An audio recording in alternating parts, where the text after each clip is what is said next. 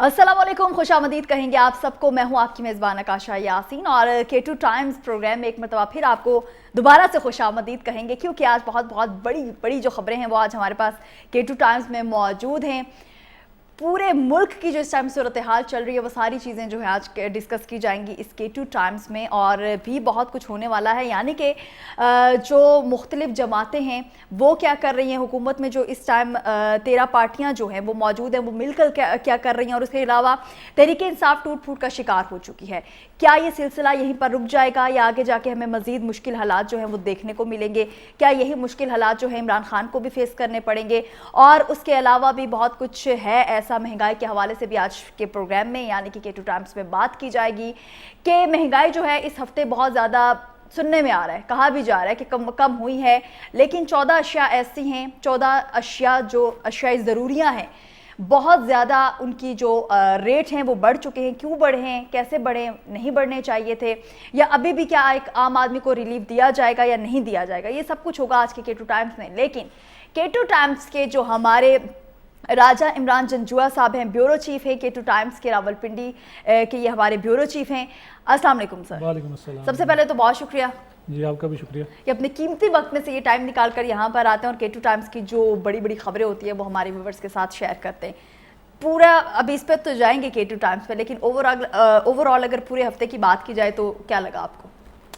Overall तो अभी जो खबरें हैं, जो हालात जा रहे हैं आपके सामने ही हैं सारे सियासी। तो हम तो अपने जो कायरीन है K2 टाइम्स के और अखबार खैबर के, हम तो कोशिश कर रहे हैं कि उन तक ये चीज़ पहुंचाई जाए, उनको स्क्रीन के ज़रिए उनको ज़रा इस खबर की वजाहतें दे दी जाएँ, जो खबर वो पढ़ते हैं उसके हवाले से मज़ीद जो है उनको, ताकि हम खुल के बयान कर सकें।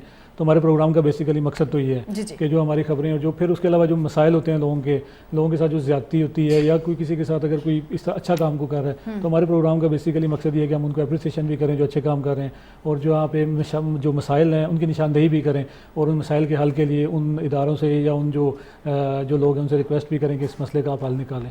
जी, तो बिल्कुल जो K2 टाइम्स का मेन मकसद है इस प्रोग्राम का वो आप तक पहुंचा दिया है राजा इमरान जंजुआ साहब ने। लेकिन आज K2 टाइम्स की जो पहली खबर है उसकी जानिब अगर बढ़ें तो तहरीक इंसाफ टूट फूट का शिकार अली जैदी, इमरान इस्माइल, मलाइका बुखारी, खुसरो बख्तियार, फवाद चौधरी, शीनी मजारी, फिरदौस आशिक कावान, खुरम नवाज और फयाजुल हसन चौहान और दीगर PTI के जो कारकुन हैं वो साथ छोड़ के जा चुके हैं। क्या ये सिलसिला यहीं पर रुक जाएगा या आगे भी बढ़ेगा? जो अब तो ये खबर तो रही नहीं है, क्योंकि अब तो जाने वाले रोज़ ही जा रहे हैं, और ये तो हजूम की तरह आए थे हजूम की तरह जा रहे हैं।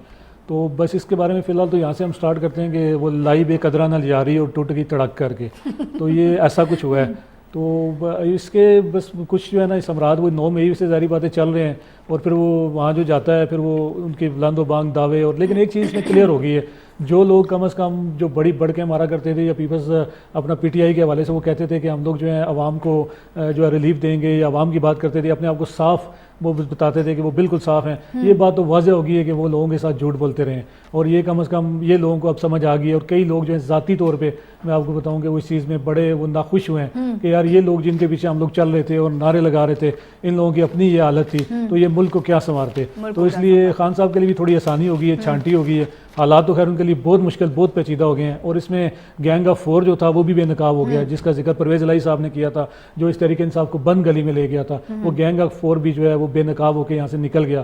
तो इसमें अब इस टूट फूट के हवाले से आप देखें तो बड़ी जो अहम चीज़ है इसमें लोकल लोग जो हैं, क्योंकि हम पिंडी से इस चीज़ को डिस्कस करें, पिंडी इस्लामाबाद के हवाले से, तो लोकल जो MNA और MPA वगैरह जो गए हैं यहाँ से, उसमें अभी जो अहम जो नाम है वो राजा खुरम नवाज साहब गए हैं इस्लामाबाद से जो MNA थे, और इसी तरह फयाजुल हसन चौहान पिंडी से गए हैं। तो उन लोगों की भी, क्योंकि जब फयाजुल हसन चौहान साहब भी तो आपको पता है वो पुराने जो है ना, उनकी भी एक जगह पे तो नहीं कश्ती ठहरती, वो भी लंका डाने में वो भी बड़े बड़े पेश रहे इस तरीके इंसाफ की। और उनका ये भी है एक सवाल के ऑफ कैम आप कुछ और बोल रहे हो और ऑन कैम आप कुछ और। ऑफ कैम की तो बात ही नहीं है। पिंडी में जब 6 रोड पर उन्होंने गिरफ्तारी दी है, तो हम लोग पिंडी में अपने ब्यूरो ऑफिस से हमें किसी जराये से पता चला कि वो गिरफ्तारी देने जा रहे हैं मसूफ, बल्कि उन्होंने बोर्ड बाजार से जो पाकिस्तान का झंडा मंगवाया था, हमें तो उसका भी पता था कि वो झंडा मंगवा के उन्होंने पुलिस के सामने वो झंडा लहराया था, और उन्होंने कहा था कि जी पाकिस्तान जिंदाबाद, इमरान खान जिंदाबाद। और उसके फ़ौरन ही बाद दूसरे दिन जब वो अरेस्ट हुए और तीसरे दिन उन्होंने आगे प्रेस कॉन्फ्रेंस कर दी, और उसमें उन्होंने बिल्कुल ही ना मतलब रफली सी बातें, और कि जी ये हुआ था, मुझे कुडे लगाया हुआ था और मुझे ये था वो था, ये चीज़ें हमें इससे कोई गर्ज नहीं है, उनकी अपनी पॉलिटिकल एक वो था, वो जाएं रहें जमात में ना रहें, हमें से कोई फ़र्क नहीं पड़ता। लेकिन फ़र्क उनको ज़रूर पड़ता है जो आपके साथ लोग चल रहे होते हैं, जिनकी आपसे उम्मीदें होती हैं, जो आपके हल्के के लोग होते हैं। आप किस से आप फेस कैसे करेंगे उनको जाके, ये आपने सोचना था, लेकिन आप बिल्कुल ही पटरी से उतर गए। इसी तरह खुर्रम नवाज साहब के लोगों को क्या इससे होगा, हल्के के अवाम को क्या होगा, मतलब उसके कुछ जाने से उनको क्या कोई फ़ायदा होगा, दूसरी जमातों को, नून लीग को फ़ायदा होगा, पीपल्स पार्टी को फ़ायदा होगा। तो ये वो हिसाब है कि ना उनके जाने से फ़ायदा आने से फ़ायदा हुआ था, ना जाने से फ़ायदा होगा, क्योंकि हल्के के लिए तो काम तो उन्होंने कुछ भी नहीं किए हुए थे। तो सारे ऐसी बस चल तो चलती, जैसे खान साहब का एक वो वे ऑफ टॉकिंग था सियासत में अदम ठहराव वाली, जो मैं बात करता हूँ पिछले प्रोग्राम मैंने कहा कि सियासतदान को जो रवैया, जो मिजाज जो होता है, वो तो चले इंसान का अपना होता है कि मतलब आप किसी के मिजाज में सख्ती होती है, वो नरमी नहीं होती, तो वो मिजाज की सख्ती तो अपनी जगह है, लेकिन आप रवैया बदल सकते हैं। आप मिजाज अगर आपका मतलब तेज़ है या आप सख्त हैं, तो कभी आप किसी जगह बैठे में तो आप उसको कि मुस्कुराना भी पड़ जाता है, तो आपको जो है ना वो मुस्कुराना पड़ता है। तो सियासत में लेकिन ये नहीं होता कि आप बिल्कुल ही जो है ना, और इनको अपने लीडर को इन्होंने कॉपी कर लिया। उनका मिजाज था, उनका रवैया था, आप लोग सारे साथ बैठ कर उनको समझाया करते, बात करते, लेकिन बाद में ये कहते ना जी कि मैं तो था नहीं, मुझे तो उन्होंने बंद कर दिया था, बैन कर दिया था। लोकल सियासत के ऊपर मैं इनकी बात कर रहा था कि कोई फ़र्क नहीं पड़ने वाला इनके जाने से, इन लोगों के जो इस्लामाबाद और पिंडी के लोग हैं, क्योंकि यहाँ पे जमातें पहले ही मजबूत थी, और जो वोट बैंक है वो पीटीआई का वोट बैंक इमरान खान के वजह से पड़ा था। और ये जो तकरीबन 60 या 70 लोग अभी तक जा चुके हैं, उनके जाने से मैं आपको ये बता दूं कि इसका पीटीआई को फ़र्क कोई नहीं पड़ता। मतलब फ़र्क इसलिए नहीं पड़ता, मैंने पहले भी कहा था, जमात रहेगी उसी तरह, फ़र्क इसलिए नहीं पड़ता क्योंकि उनका ज़ाती वोट बैंक तो था नहीं। और इसमें बहुत सारे लोगों की, मैं आपको ये भी बता दूं, नाजरीन अपने कारीन को तो हम खबरों में पढ़ी, नाजरीन को बता दूं कि इसमें बहुत सारे जो लोग हैं उनको उनकी सियासत ख़त्म हो गई है, वो काउंसलर भी नहीं बन सकते आइंदा, मैं आपको बता दूं, ठीक है। वो क्योंकि मतलब इमरान खान साहब की वोट बैंक उनको पड़ा था और वो कोई एमपी एमएनए बन गए थे, लेकिन अब मुझे नहीं लगता उनमें से कई होंगे तो सियासत दफन हो गई, बल्कि वो ख़त्म हो चुके हैं। तो आगे पार्टियां जा रही हैं, वो कहाँ जाएंगे क्या नहीं जाएंगे, आगे चलेंगे, उसमें डिस्कस करेंगे क्या होता है। लेकिन इसमें बड़ी अहम चीज़ जो है खान साहब के हवाले से मुझे ये नज़र आया कि लोगों के जाने के बाद जो है खान साहब का जो मिजाज है उसमें थोड़ा ठहराव आता नज़र आया है। अब वो मुज़ाकरात वाली बात भी कर रहे हैं, मुज़ाकराती कमेटी भी उन्होंने बना दी, पार्टी में उन्होंने अपना नया सेक्रेटरी जनरल उमर अयूब साहब को बना दिया, उन्होंने अपना सेक्रेटरी इत्तलात जो है उसको रऊफ हसन को बना दिया, जो साबिक प्रिंसिपल सेक्रेटरी रहे हैं प्राइम मिनिस्टर के, नवाज शरीफ के, फवाद हसन फवाद, उनके वो भाई भी हैं। तो इस तरह मतलब चीज़ों को अब उन्होंने ना किसी और एंगल से देखना शुरू कर दिया। लेकिन अगर वो ये चीज़ें पहले देख लेते, लेकिन पहले उनका जो अंदाज था वो तू तो कार वाला था, ना वो चीज़ को समझने पर आ रहे थे, ना वो बस मतलब एक उनके शायद जहन में ये गैंग ऑफ फोर ये डालता था कि बस आप यूँ करेंगे तो यूँ हो जाएगा और ऐसे होने वाला। और खान साहब बस क्या बात है, भाग लगे रहन जैसे होता है ना, खुशामदियों का एक टोला था करीब। तो मेरे ख्याल से इनको नहीं करना चाहिए था, लेकिन लोगों के जाने से दुख उनके कारकुनों को बहुत हुआ जो उनके साथ चल रहे थे। और उसके बारे में मैं आखिर में इतना ही कह सकता हूँ कि जिन्नियां तन मेरे लगियां वो मैं ही जाना, मतलब जिन्होंने साथ चलना है उन्होंने आखिर तक साथ देना है, साथ चलना ही चलना है। लेकिन अभी मजीद देखते हैं कि आगे जाके हालात किस संगीन नोयत के हो सकते हैं, या यहीं पर ठहराव जो है वो आ जाएगा।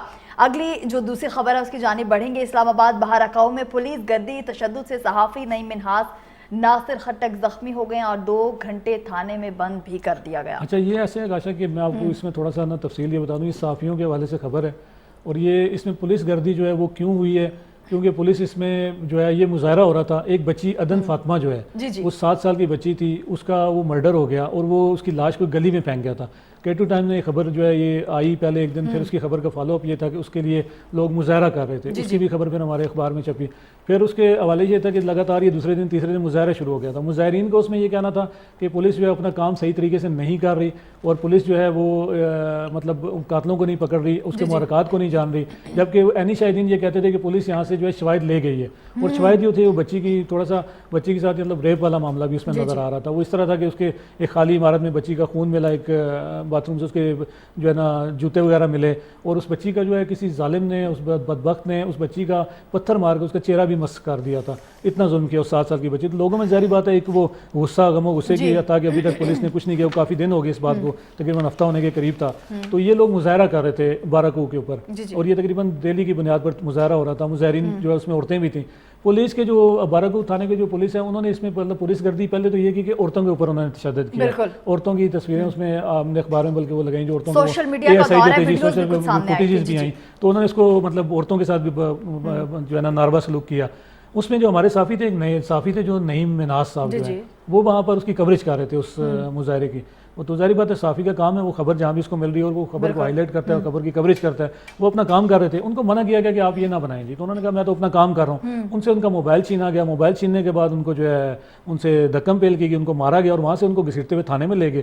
थाने में जो है ना ASI जाहिद जो है उसने उनको बंद कर दिया 2 घंटे तकरीबन। वो अब से बेजा में रखा, उनके मोबाइल से तमाम फुटेजेस वो डिलीट की गई जो उन्होंने वहाँ मौके पर बनाई थी, पुलिस जो कर रही थी पुलिस गर्दी उन मुजाहिरीन के साथ, औरतों के साथ, बच्चों के साथ, तो उसकी वो उनकी वीडियो डिलीट की और उसके बाद उसको 2 घंटे बाद छोड़ा। जब ये साफ़ी तंजीमों में ये खबर पहुंची और साफ़ियों को जब बाकी पता चला तो उसमें जो नासिर खट्टक और जो बाकी हमारे सीनियर साफ़ी हैं जो हैं जावेद मलिक और हाफिज़ ताहिर खलील साहब, बड़े सीनियर साफ़ी हैं, वो लोग वहाँ पर पहुँचे।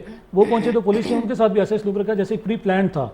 तो SHO की जैसे वहाँ पे ये हो रहा हो, और बल्कि वो वहाँ पे एक कहते हैं कि आवाज़ भी मार, ललकारा हम जैसे कहते हैं, बुला मारा गया कि जी इनको जो है ना इनको सीधा कर दो। तो SHO साहब कह रहे हैं सीधा कर दो। तो ऐसी मतलब सूरत हाल पेश आई। फिर उनके साथ भी मतलब किया और नासिर खट्टक को फिर भरपूर तशद्दुद किया गया और उसको मारा गया और उसको जख्मी किया गया और फिर 2 घंटे तकरीबन 2.5 घंटे और मजीद गुजर गए इसी चक्कर में। फिर जो हमारे प्रेस क्लब की जो क़यादत है जिसमें सदर अनवर रज़ा साहब वो गए, उनके साथ बाकी जो साफ़ी तंजीमों के अहदेदार थे वो गए और वो जाके उन्होंने फिर उनको वहाँ से बाजियाब करवाया। और फिर इसका एंड ये हुआ कि जो वहाँ पे SDPO थे खालिद अमान साहब, उन्होंने तो इसको ASI को मुअत्तल कर दिया, मुअत्तल करके एक इंक्वायरी कमेटी बना दी ASP की क़यादत में। लेकिन बात ये कि ये मुअत्तली से या उसकी कमेटी बनने से फ़र्क नहीं पड़ता। एक तो उस बच्ची के कातलों को ढूंढा जाए, जो सबसे पहले हम K2 टाइम्स के हवाले से उनसे कहते हैं, IG साहब को कहते हैं जो है ना, IG साहब से मुतालबा भी करते हैं एक तो उस बच्ची के जो है फिल 4 कातलों को गिरफ्तार किया जाए। ये वाम में एक बड़ी जो है ना ये इतना बड़ा मुश्किल सानिया भी नहीं है। वहाँ के लोगों को जब अगर पुलिस तफ्तीश करने पे आए तो बहुत कुछ पकड़ सकती है। लेकिन PTI ने जो साफ़ियों के साथ किया वो ऐसे लगा कि जैसे उनके जहन में वो PTI वाला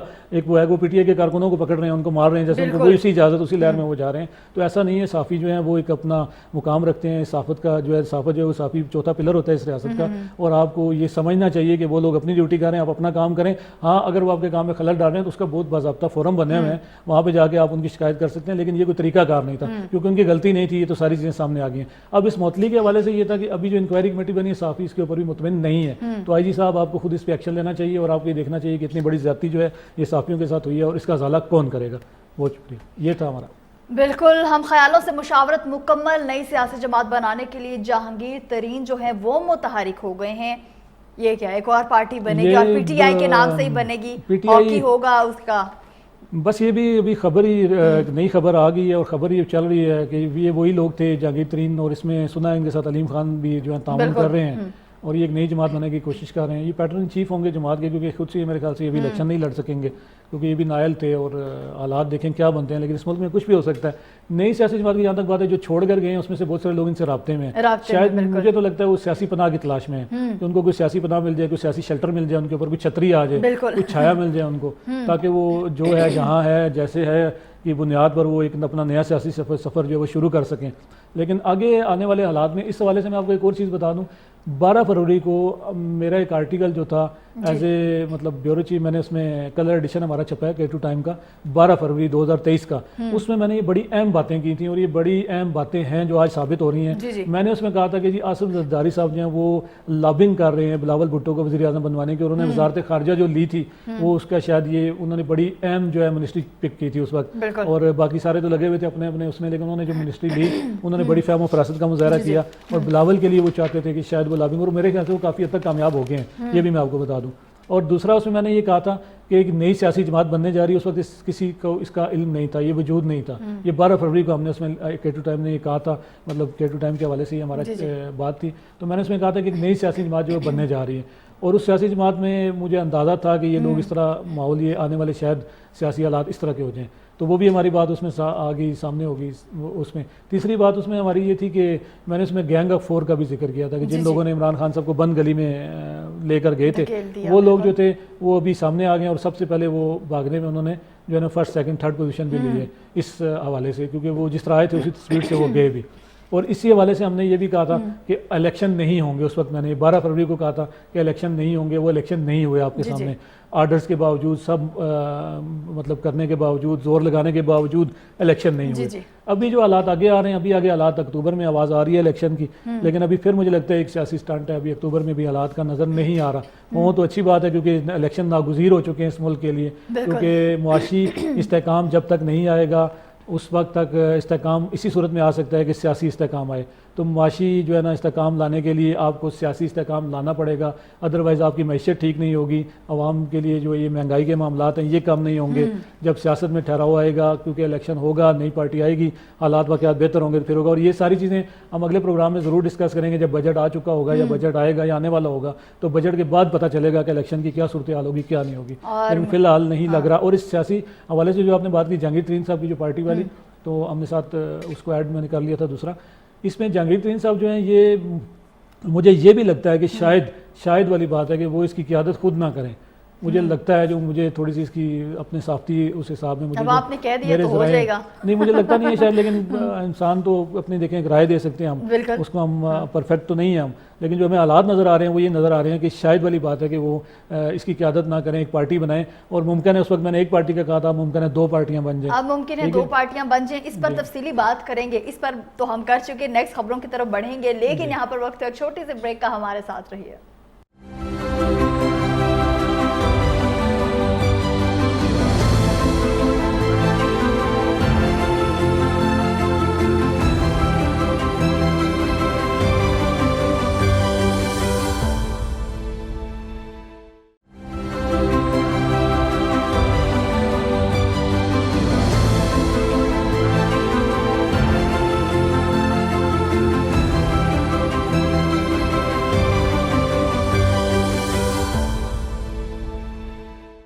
वेलकम बैक। एक मरतबा पर खुश आमदीद आपको कहेंगे और आप देख रहे हैं K2 टाइम्स। तो K2 टाइम्स की जो अगली खबर है, यानी कि खबर नंबर जो 4 है, उसकी तरफ बढ़ेंगे। रावलपिंडी के तालीमी इदारों में मनशियात सप्लाई करने वाला डीलर जो है वो गिरफ्तार कर लिया गया। इस पर हमारे साथ लाइन पर मौजूद होंगे अब्दुल करीम, क्राइम रिपोर्टर हैं K2 टाइम्स के।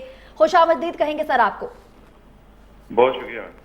अच्छा, ये जो भी मैंने खबर पढ़ी कि रावलपिंडी के तालीमी इदारों में मनशियात सप्लाई करने वाला डीलर जो है, जो मेन डीलर है, वो गिरफ्तार हो गया, इस हवाले से क्या कहेंगे आप? हाँ, ये कुछ इस तरह है कि ये जो मनशियात सप्लाई करने वाला डीलर पकड़ा गया है, ये तालीमी इदारों में मनशियात सप्लाई कर रहा था। मसलन ये जो रावलपिंडी, इस्लामाबाद, खासतौर पर बैरिया टाउन के स्कूल्स हैं, गुलरेज में और पंजाब PWD के कॉलेज में ये मनशियात सप्लाई करता था। और ये इस वक्त थाना एयरपोर्ट की जो है सबसे बड़ी कामयाबी है। और इसमें जो स्पेशली ये जो नशा जो ये फरोख्त करता था, उसमें चरस है, आइस है और क्रिस्टल टैबलेट्स हैं जो उनसे पकड़ी गई हैं। उनकी कुछ तादाद इस तरह से है कि 3,750 ग्राम चरस इनसे बरामद हुई है, 200 ग्राम के करीब आइस बरामद हुई है और क्रिस्टल टैबलेट्स जो है वो 500 की तादाद में इनसे पकड़ी गई हैं। अच्छा अब्दुल करीम खान साहब, जरा थोड़ा सा काइंडली ये बता देना इसमें कि ये क्रिस्टल टैबलेट जो आपने जिक्र किया, जरा कायरीन ने तो पढ़ ली है खबर, इसके तरह थोड़ा सा वजाहत कर दें ताकि लोगों को पता चल जाए ये क्या है, क्रिस्टल टैबलेट क्या है। जी, क्रिस्टल टैबलेट एक मॉडर्न अंदाज का जो एक नशा है, ये इंतहाई खतरनाक लेवल का है। ये असल में बज़ाहिर ये पकड़ा नहीं जाता, क्योंकि आपने इसको अगर इनहेल किया हो तो आप जो है इसको पकड़ कोई जज नहीं कर सकता। इसके अंदर एक आपके अंदर जो कैफियत पैदा होती है इंसान में, वो एक जनूनी किस्म की कैफियत पैदा होती है, जिसके अंदर से डर खत्म होता है, वो कोई भी गलत इकदाम उठा सकता है। मतलब कोई भी इकदाम से मुराद आपकी क्या मुराद है, क्या कोई इकदाम उठा, मतलब इसको किसी को मारना और किसी किस्म का जो है अच्छा। इस तरह का कोई अमल करना जिससे किसी को भी नुकसान पहुंचा सकता है, वो इसको पता नहीं होता। और ये अपनी की जो कैफियत होती है वो बहुत ही जुनूनी किस्म की हो जाती है। चलें, बहुत शुक्रिया अब्दुल करीम खान साहब का, थैंक यू वेरी मच। बहुत शुक्रिया अब्दुल करीम आपका। और सर आप इस हवाले से क्या कहेंगे? मैं इस हवाले से थोड़ा सा, मेरी क्योंकि SHO जो है एयरपोर्ट हैं खुदादाद साहब, मेरी उनसे बात हुई थी इस हवाले से, तो उन्होंने मुझे थोड़ी तफसील मैंने उनसे जानना चाहिए थी कि आपने ये मनशियात जो, क्योंकि हमेशा तो मनशियात फरोश पकड़ा जाता है, तो इसमें मनशियात डीलर जो है ये पकड़ा गया, ये सप्लाई करने वाला जो लोगों को फिर वो जाके आगे फरोख्त करते हैं तालीमी इदारों में और मुख्तलिफ उनका ये था। तो उन्होंने ऐसे जो खुदादाद साहब ने बड़ा उसमें मुझे तफसील इस तरह की बताई कि इससे पहले उन्होंने 2 खवातीन और एक इसमें जो है ना आदमी को पकड़ा था, जिससे जो मनशियात फरोश थे, उन मनशियात फरोशों के ऊपर तहकीक की। जब उन्होंने तहकीक करने के बाद उनको ये पता चला कि ये चिट्टा पठान जो था, ये जो इसका मनशियात का सप्लाई डीलर है, इसका नाम है, ये जो असल सप्लाई देता है इनको, फिर उन्होंने उनको 9B में तो उनको तो खैर बंद करवा दिया था। तो ये जो चिट्टा पठान था, इसके ऊपर वो भी मजीद इस केस के ऊपर वो तफ्तीश कर रहे हैं। इसमें जब अब्दुल करीम ने बताया आपको कि हमें उसने हमारे नाजरीन के लिए भी वो उन्होंने बताया कि जो ये क्रिस्टल टैबलेट है, इस हवाले से मुझे खुदादाद साहब SHO जो है एयरपोर्ट के, उन्होंने मुझे इस हवाले से ये बताया था कि ये इसके उन्होंने मुख्तलिफ नाम हैं इनके, वो जो उनके मनशियात फरोशों ने और सप्लाई करने वाले उनको बताए। इनमें जो क्रिस्टल टैबलेट इनको ट्रम्प के नाम से और वर्साची के नाम से और जुम्बी के नाम से, जुम्बी के नाम से तो एक ज़माने में मैंने उसके ऊपर काफ़ी लिखा भी था कि एक वो आपको पता है एक निजी हाउसिंग सोसाइटी में एक लड़के ने अपनी वालदा को और अपने मुलाजिम को जो है मर्डर कर दिया था। तो वो ये इसकी ये पिल्स वगैरह खाते हैं और ये वही नशे वाली वो पिल्स हैं और ये सारा उसी तरह से मिलता जुलता सारा था। आइस क्योंकि इस खबर के हवाले से ये बड़ी अहम इसलिए थी कि ये रावलपिंडी और इस्लामाबाद के तालीमी इदारों में आइस जा रही है, और हम लोग ये अपने प्रोग्राम के हवाले से अपने जो K2 TV के जो नाजरीन हैं, जो आवाम जो देख रही है हमें, हम उनसे ये कहेंगे अपने बच्चों पर नज़र रखें। खुदारा आपके जो बच्चे हैं तालीमी इदारों में जा रहे हैं, तालीमी इदारों में ये मंशियात फरोश, ये समाज दुश्मन अनासर जो हैं ये पहुँच चुके हैं, और ये ऐसा नशा है जैसे अभी हमारे रिपोर्टर ने भी आपको बताया कि ये पकड़ा नहीं जाता। पकड़ा जाने से मुराद ये कि जब अमूमन तो पहले ये होता था कि नशे की एक मिथ लोगों के थी कि किसी की आंखें लाल हो जाती हैं, किसी को कुछ ऐसा उससे कुछ स्मेल आ रही होती थी या कुछ तरह की चीज़ें हो जाती थी। लेकिन ये नशा ऐसा है कि आपका बच्चा घर में आपके बैठा होगा और वो आपके सामने वही नशा ये पिल्स खा के या ये आइस वगैरह करके पी के बैठा होगा, तो आपको पता नहीं चलेगा वो ये कर रहा है। उसके लिए आपको उसके माहौल पे, उसकी रोज़मर्रा की रूटीन पे ज़रूर नज़र रखें। अपने बच्चों के इर्द गिर्द के माहौल पे वो किससे बैठते हैं, किससे मिलते हैं, कहाँ जाते हैं, ये उन वालिदैन के लिए बड़ा ज़रूरी है। तालीमी इदारों के सरबराहान के लिए भी बड़ा ज़रूरी है। वो अपने कैंटीन्स के ऊपर अपने गैर मुतल्लिका लोग जो उनके स्कूल या कॉलेज़ के इर्द गिर्द मंडलाते हैं, वो अपने कैमरों के ऊपर अपनी सिक्योरिटी के ऊपर तवज्जो दें।